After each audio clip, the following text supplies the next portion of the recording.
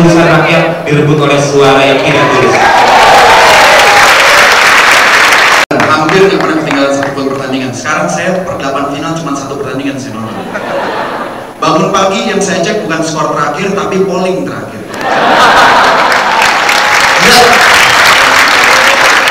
Lagi ngerjain album udah lupa tuh mixingan segala macam yang saya pikirin. Ini sekarang tinggal sesi berapa persen ya? Mesti bikin lagu baru apa lagi ya? Mesti bikin kampanye model apa lagi ya? Karena kita melawannya pihak yang resource-nya dia terbatas. Mereka punya segalanya, mereka punya uang, mereka punya struktur, mereka punya persiapan yang panjang. Mereka nggak punya adalah hati dan kreativitas.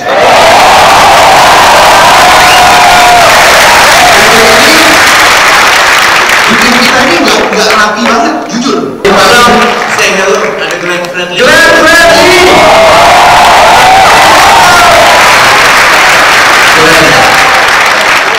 Kopi mana tuh? Kopi mana tuh? Kopi udah kecil begini loh. Kopi mana tuh? Tanya gue, kalau kirim gue ya. Sama si Ariel itu.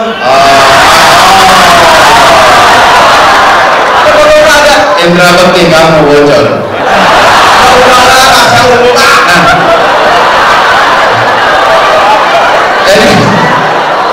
Jadi dia udah cuma bilang bahwa itulah bedanya kita sama seberang. Pak Jokowi bilang kita harus merayakan pemilu presiden ini dengan kegembiraan, dan itulah yang kami lakukan. Kegembiraan, ketawa-ketawa, baik penting nggak penting ketawa terus, bikin lagu juga yang seru-seru. Dan tadi Bang Siang saya sama HD, tolong bisa minta tolong sebelahnya atau mau selfie sendiri juga nggak apa-apa. Nanti setelah acara selesai direkam selama 5 detik, nggak usah ngapa-ngapain, nggak usah lip sync karena suaranya nggak dipakai juga. candi.suleman@gmail.com, nanti akan saya kompilasi. Jadi jawabannya, karena kalau saya sama Dery sama Dira selalu ngerjain proyek, kita bilangnya proyek Sangkuria. Hari pagi dapat idenya, siang telepon, sore dikerjain, malam jadi. Itu aja, terima kasih. Bahkan saya tadi pagi habis sahur, subuh itu udah langsung ke Metro TV, langsung kita rekaman lagi, syuting video lagi. Saya terus terang baru seminggu aja saya udah keteteran, saya semangatnya. Jadi yang membuat kita kalau punya pemimpin kayak mereka kita malu, ya. Yang membuat kita terpacu lagi untuk lebih semangat lagi, ya enggak? I love you so much, but there is something that I need to finish, something that I started, sesuatu yang saya mulai harus saya selesaikan.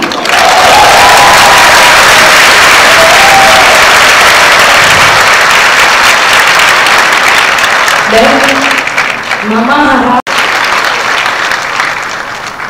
jadi kayaknya udah bukan saatnya kita sekarang hanya jadi penonton, kita harus langsung turun tangan untuk mempersiapkan Indonesia yang lebih baik buat anak dan cucu kita.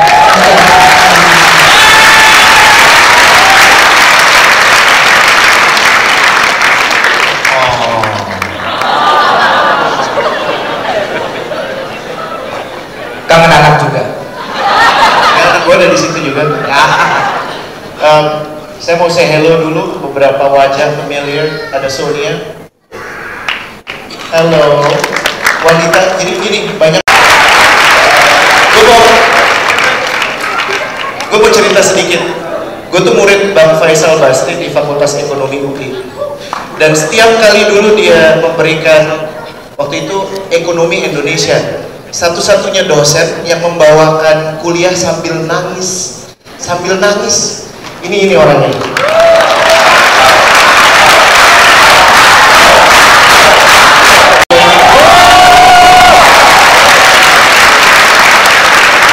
Lagi Bang, teman-teman yang lain, sambil Bang Faisal ngomong, akan dibantu sama para musisi yang lain. Dan mudah-mudahan setelah ini langsung bisa diuji coba dinyanyikan bersama-sama kita atau di melodi. Dia berjumpa dengan seorang anaknya itu bangga sekali. Apa yang membuat dia bangga? Karena dia tahun 2025 dia katakan Cina akan mengalahkan Amerika dalam hal hardware. Kemudian dia datang ke India, ketemu sama satu anak lagi, bangga jadi orang India. Karena apa? Karena dia yakin 2025 India akan mengalahkan Amerika dalam hal soft. Mundur, hanya ada satu kata, mari kita song-song kemenangan 9 Juli ini dengan memilih nomor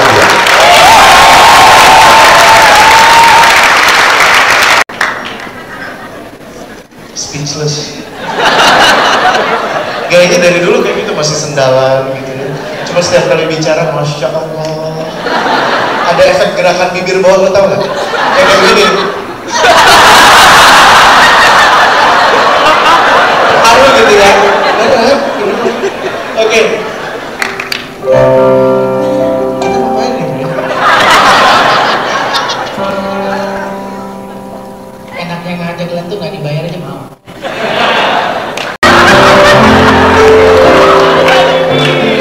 Dan yang jelas bilang saya adalah orang pengangguran paling keren hari ini. Kenapa? Karena ada yang bilang musisi sebelah sana bilang bahwa saya adalah pengangguran yang awal.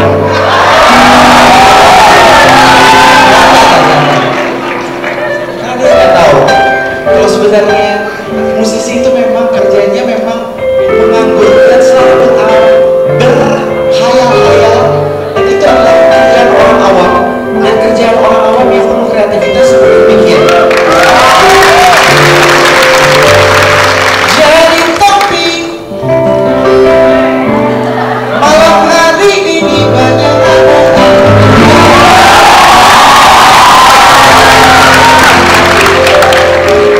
yang tak pernah terbayangkan sebelumnya.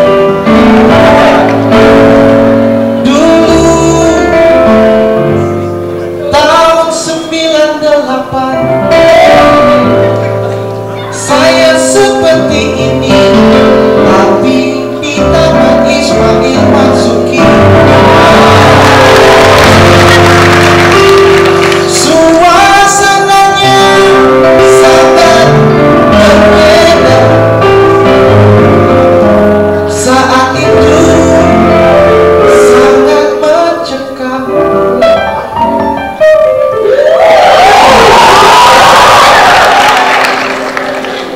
Semuanya ini berubah, dan hari ini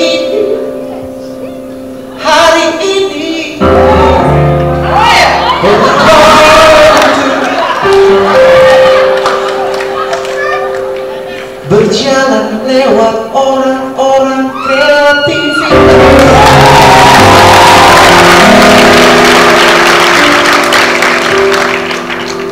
Dan yang paling penting topi.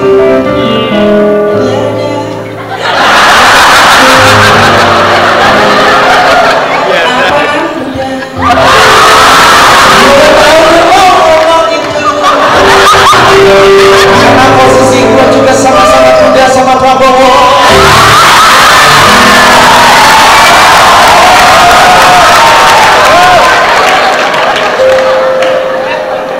Dan topi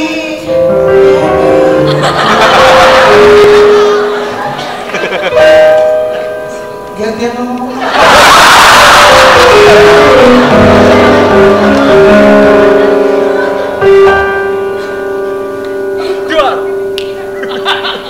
Malam ini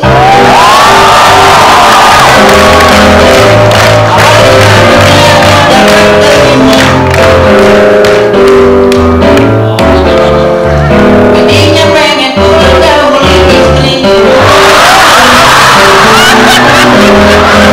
punya istri pasti beli sendiri.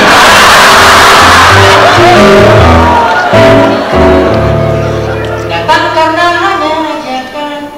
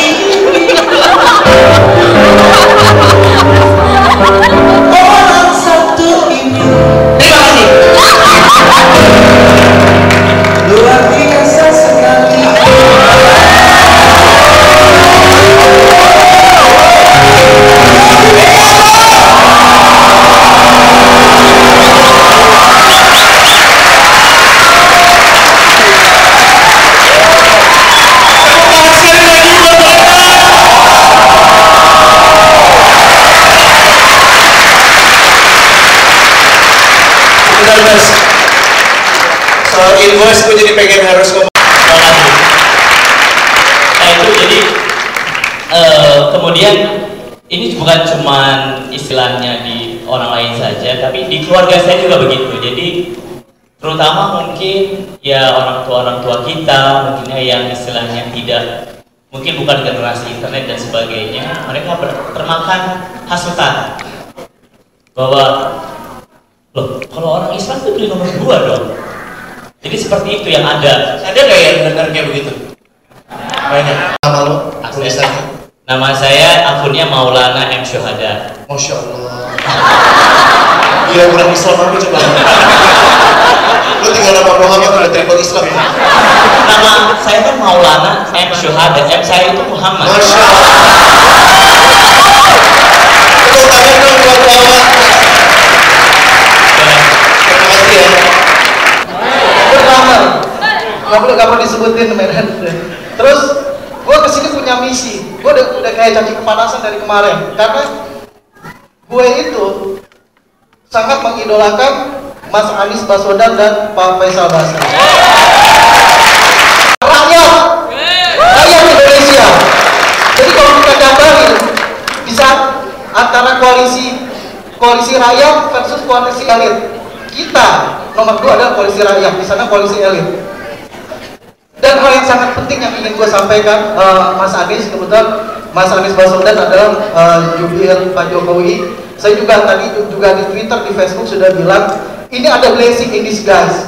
Karena kalau kemarin elektabilitas Jokowi itu sangat tinggi, sekarang realitanya nggak tahu, kalau saya orang sekeliling sih pada bilang semua pada Jokowi, tapi elektabilitas mulai kesusul. Ada satu hal yang bisa kita JK dan seluruh tim ses, seluruh pendukung mulai besok, dan ini mungkin gerak cepat, itu pakai Garuda emas, Garuda Pancasila emas, dan sini itu luar biasa.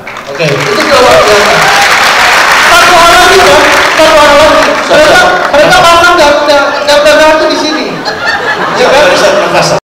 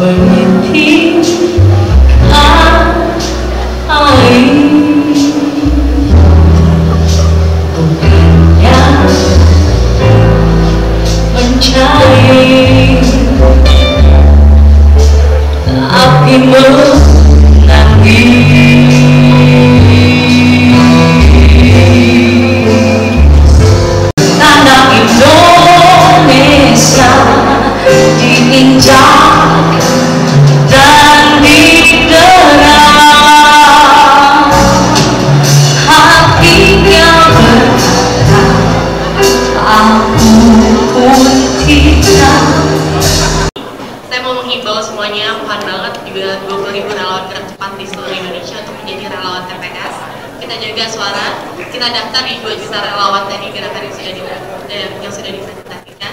Kita pastikan kalau misalnya tidak ada perbuatan curang yang menghalangi Pak Jokowi dan Yusuf Kala untuk jadi presiden.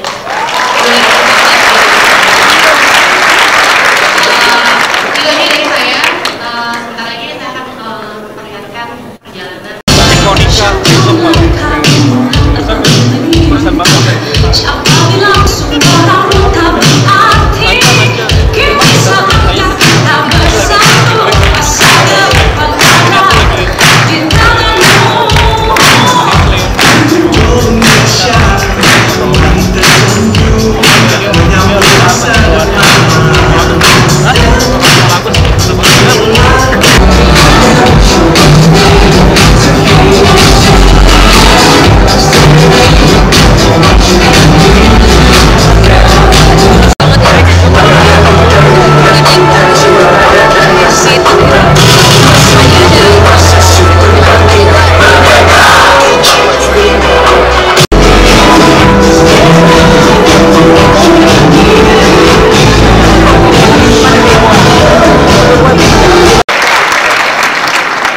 Itu dia tadi bersama-sama, nah itu nih.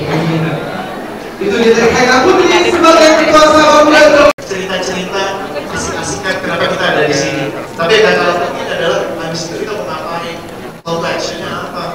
Nanti cuma bisa kalau nunjukin ada satu inisiatif sebelum saya panggil Mas Anies, ada satu inisiatif namanya 60 detik aja. Boleh kasih coba kita putar satu video dulu buat teman-teman tahu gambarannya seperti apa buat yang belum nonton. Pada awalnya gue juga nggak terlalu mikirin sih hal kayak gini. Dulu gue kalau ada pilpres itu gue nggak terlalu peduli sih. Cuman somehow ya, tahun ini gue ngerasa ini benar-benar orang untuk memilih Jokowi JK. Jadi idenya adalah kita tidak ngomong ke orang kita sendiri karena orang kita juga pasti udah nyoblos Jokowi JK. Kita nggak ngomong sama orang seberang karena habiskan tenaganya kan ya. Akhirnya berantem sama keyboard kan. Jadinya. Oke, waktu yang sudah dinanti-nanti untuk kali berikut saya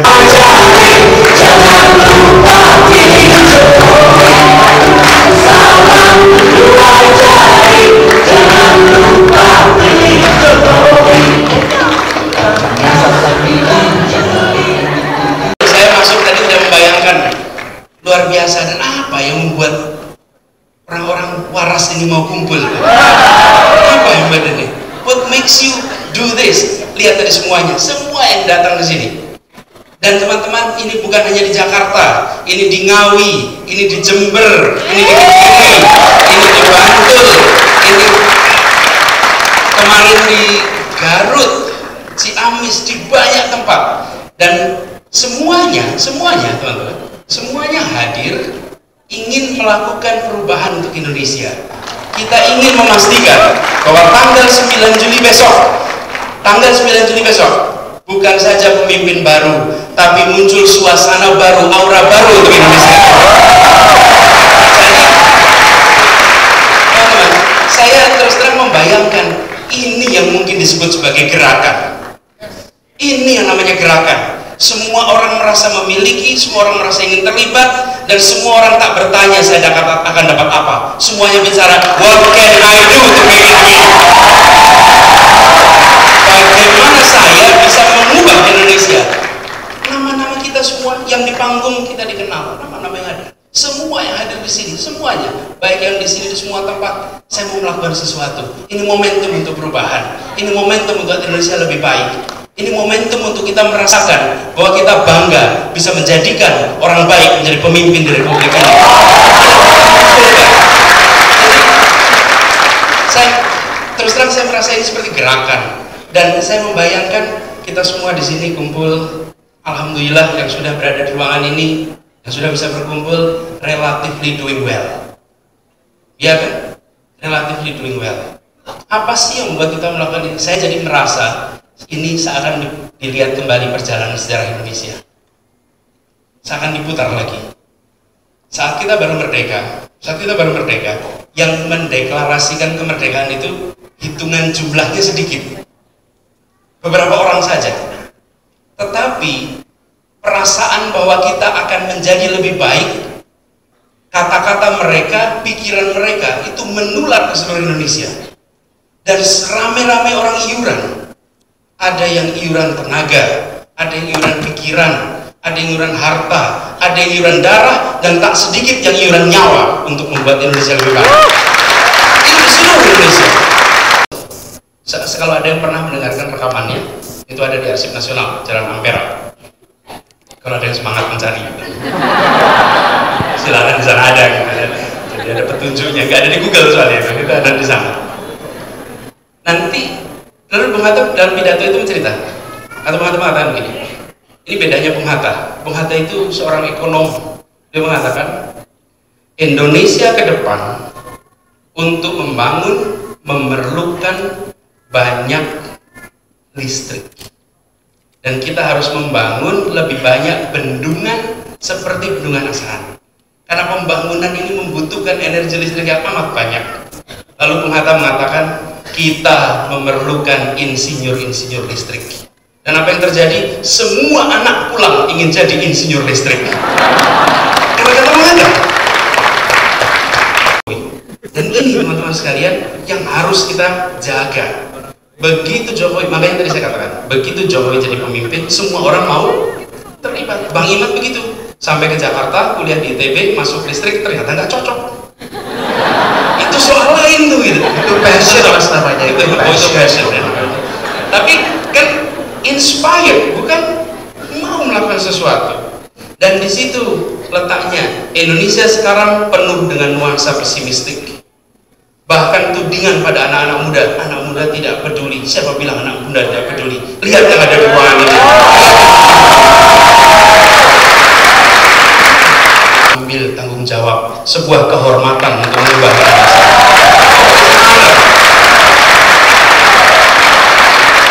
Jadi kita melakukan ini karena kita tahu this will make a change. Dan buat Indonesia seperti sekarang, nanti, suatu saat nanti kita akan menjawab pertanyaan anaknya Dira nanti, one day.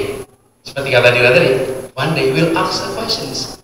Mama, ketika Indonesia sedang berubah di tahun 2014, ketika Indonesia penuh dengan politik uang, ketika Indonesia relawan adalah bayaran, where were you? Anda akan mendapatkan pertanyaan itu. Karena di masa depan Indonesia insya Allah sudah nggak banyak korupsi lagi. Amin.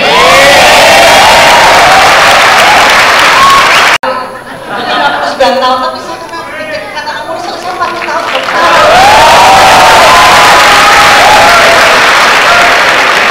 Saya dari Green Garden semua pilih Pak Jokowi.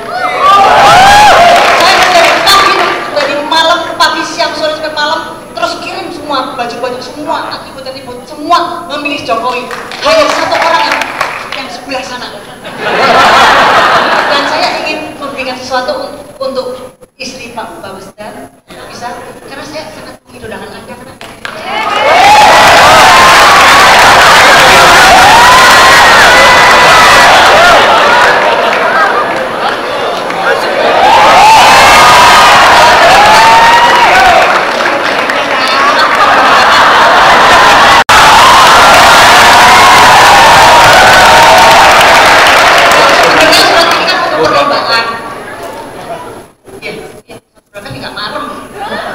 Kalau itu ditaruh di posting aja Bu. Nggak bisa, ntar dulu. Boleh bukan nggak boleh, tapi banyak yang mau nanya juga, setuju nggak? Ya, jadi paragraf yang paling menohok aja. Boleh ya Bu ya. Jadi Bu, Jakarta.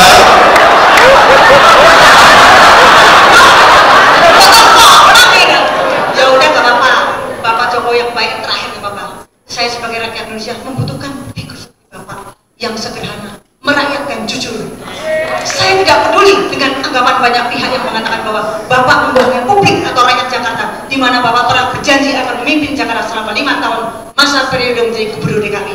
Karena saya yakin Bapak tidak hanya dibutuhkan oleh rakyat Jakarta saja, tetapi seluruh rakyat Indonesia.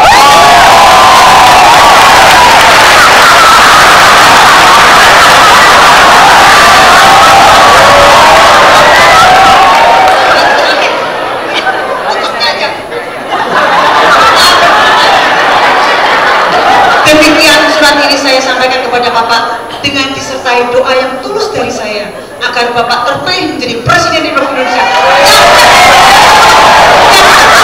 pada Pilpres dan yang akan datang. Dengan 3 Agustus saya akan menerus nomor 2.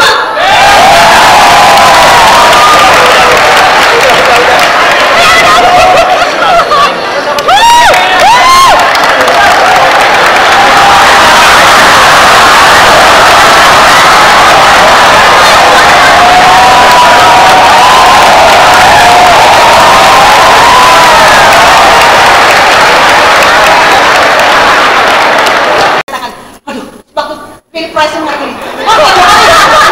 Saya 2 bulan ya ketemu Bapak setelah Bapak menjadi gubernur. Saya sebagai wanita hamil sebelum lahir.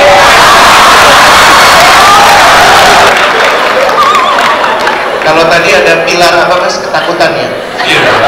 Saya mulai takut malah. Tapi kecepatan bicaranya itu luar biasa banget. mari kita bicara sebagai keluarga. Jadi saat ini juga anak muda gerak gitu. Nah saya mau tanya ke Pak Anies, gimana caranya gerakan muda ini tuh bagus bisa berkelanjutan gitu. Bagaimana kita bisa mengembangkan tradisi anak muda yang tidak hanya aktif tapi juga kritis. Mereka juga mengetahui apa yang mereka lakukan. Jadi saya juga nulis di blog saya agar promosi margianta.blogspot.com.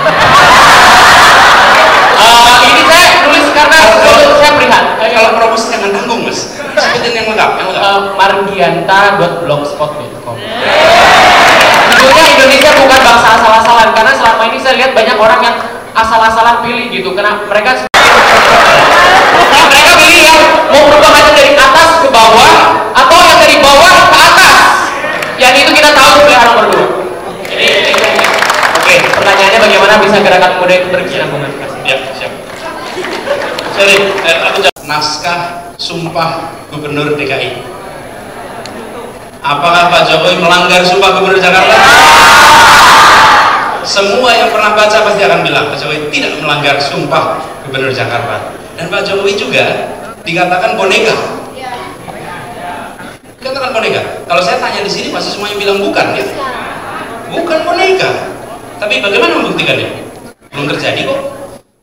How do you prove it? Kan tujuan nanti kalau jadi presiden akan jadi boneka, kan begitu. Ketika kita bilang tidak, how do we prove it? Oke, sekarang yuk kita ingat-ingat. Apakah ini tudingan pertama? Bukan. Pada saat tahun 2012 Pak Jokowi mau maju menjadi gubernur Jakarta, Pak Jokowi dikatakan bonekanya Prabowo. Ya, dan kita lupa majalah Tempo covernya bagi 2, separuh Prabowo, separuh Jokowi. Apakah dugaan bahwa Jokowi adalah bonekanya Prabowo terbukti? Tidak. Jokowi bukan saja bukan boneka, dialah yang menghentikan Prabowo menjadi presiden.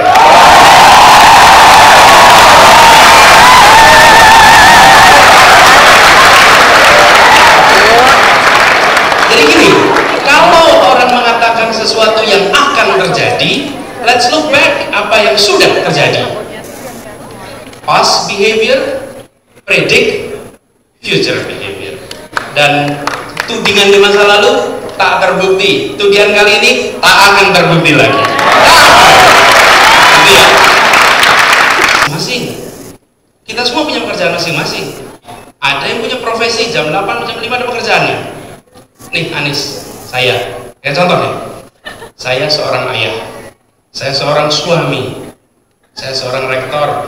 Tambahin lagi, saya ada aktivitas sosial, aktivitas macam-macam disebut. Tapi satu yang jarang kita masukkan di dalam posisi itu adalah saya warga negara Indonesia. Itu yang sering nggak muncul. Jadi sebagai ayah saya melakukan A, sebagai suami saya melakukan B, dan itu tidak bisa dihilangkan. Saya nggak bisa bilang sama istri saya, Fer, hari ini kamu jadi suami dulu ya. Nggak bisa. You can do that 24 hours. Tapi sering kita tidak memasukkan di dalam komponen tugas kita sebagai manusia yang berada di Republik ini bahwa kita warga negara Indonesia dan kita harus berbuat sesuatu untuk Indonesia. Itu yang kesulitan. Tapi nanti Pak Jokowi jadi presiden, saya berharap itu menjadi 2 periode, di mana nanti pada 1 periode anak saya sudah kuliah. Apakah sistem pendidikan yang akan dilaksanakan atau dirancang oleh Pak Jokowi dan teman-teman supaya orang-orang yang tidak mempunyai ekonomi yang baik bisa bersekolah dengan baik, Pak? Apakah formal atau kejuruan? Terima kasih, Pak. Kebetulan di tahun 2025 untuk masa energi itu ada rencana 25-25, di mana tahun 2025 itu 25% dari energi Indonesia itu disuplai oleh energi baru dan terbarukan. Dan di sini ada sekitar 2% itu kontribusinya dari energi nuklir. Nah, banyak kemarin teman-teman itu di kampus mempertanyakan ketegasan di semua bidang gitu kan. Dan di sini saya mewakili keraguan akan pemerintah presiden siapapun, bahkan kubu sebelah atau bahkan kubu Jokowi sendiri tentang masalah energi nuklir ini sendiri, karena seperti itu. Nah, ini yang poros tengah ya. Kalau saya sih udah pasti 2 jari. Ya. Itu nggak sampai terjadi seperti itu, karena kan Prabowo sendiri di-backingin oleh Mawar Melati dan satu kemudian.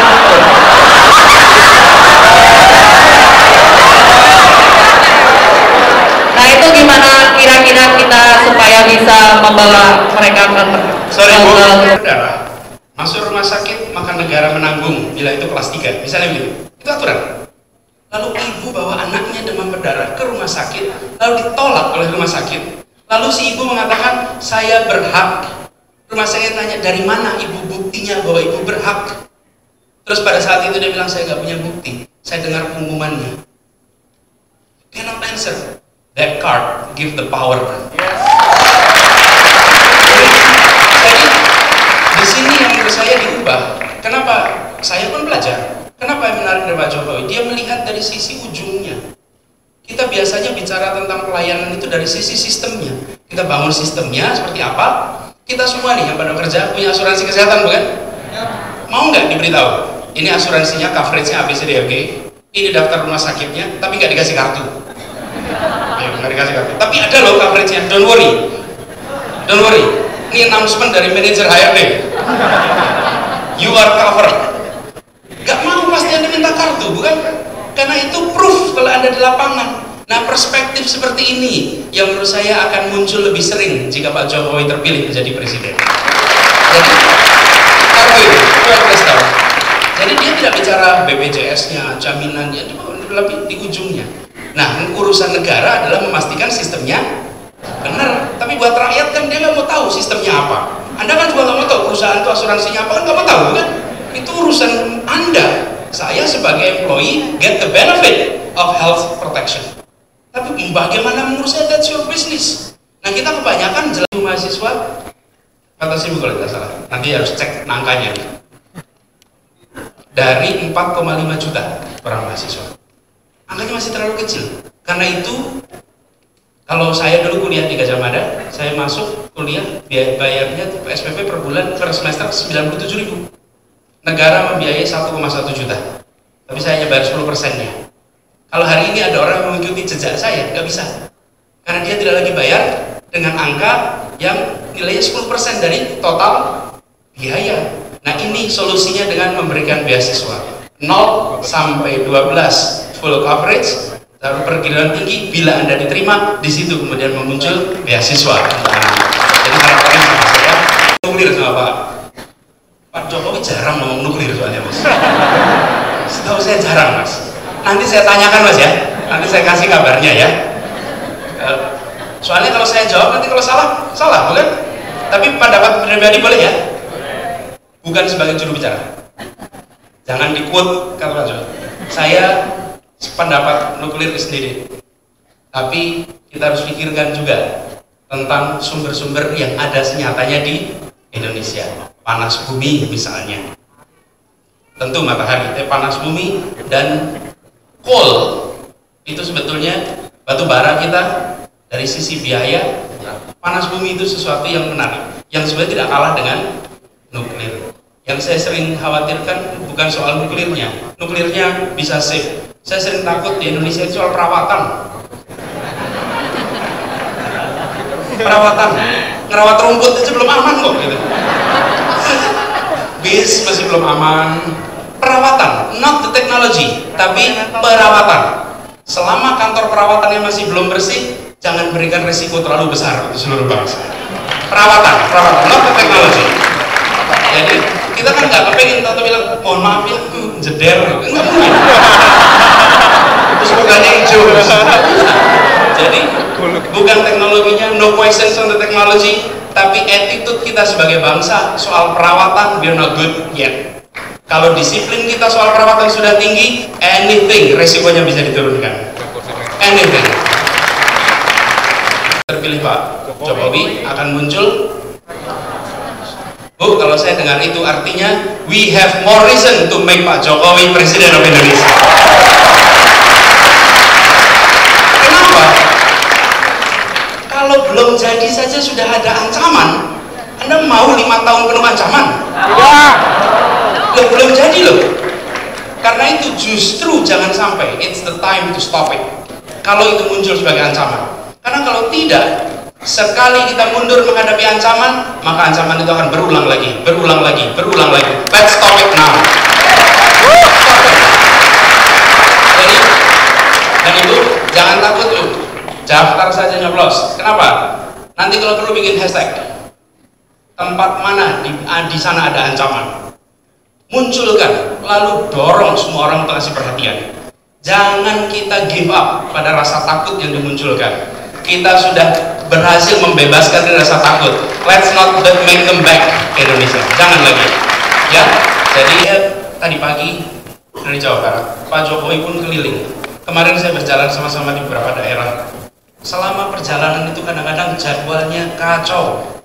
Kenapa jadwalnya kacau? Satu, memang padat, tapi yang kedua, di tempat manapun diberhentikan oleh rakyat. Di tempat manapun, iring-iringan itu kijang di depan. Kira-kira 10 kijang di depan itu diberhentikan, dan mobilnya Pak Jokowi seringkali orangnya pasang badan di depan mobilnya, mau nggak mau berhenti, bukan? Mau nggak mau berhenti, kalau nggak kan perkara, bukan? Pingin salaman dan lalu bagiin kaos. Rasa bahwa ini presiden rakyat, ini pemimpin rakyat itu terasa sekali. Momentum itu. Dan ketulusan dan lain-lain ini teman-teman, karena itu harapan rakyat ini menjadi beban besar untuk Pak Jokowi. Beban besar. Republik itu urusannya banyak, karena itu kita semua harus sadar bahwa menjadikan di presiden itu penting, tapi menjaga agar kita tabah dalam proses perubahan itu tidak kalah penting. Jaga ketabahan kita. Kita ini mau cari nahkoda kapal tanker. Nahkoda kapal tanker yang panjangnya 1 kilometer. Kalau mau belok beda sama speedboat. Speedboat panjang 5 meter. Anda belokkan kemudinya, saat itu juga belok. Kalau Anda naik kapal tanker panjangnya 1 kilometer, lalu Anda mau merubah haluan, Anda harus merubahnya beratus-ratus kali. Baru pada kilometer ke-10 itu nampak belok. Dari 0 sampai 10 kita harus tabah dan percaya bahwa biar baik berakhir.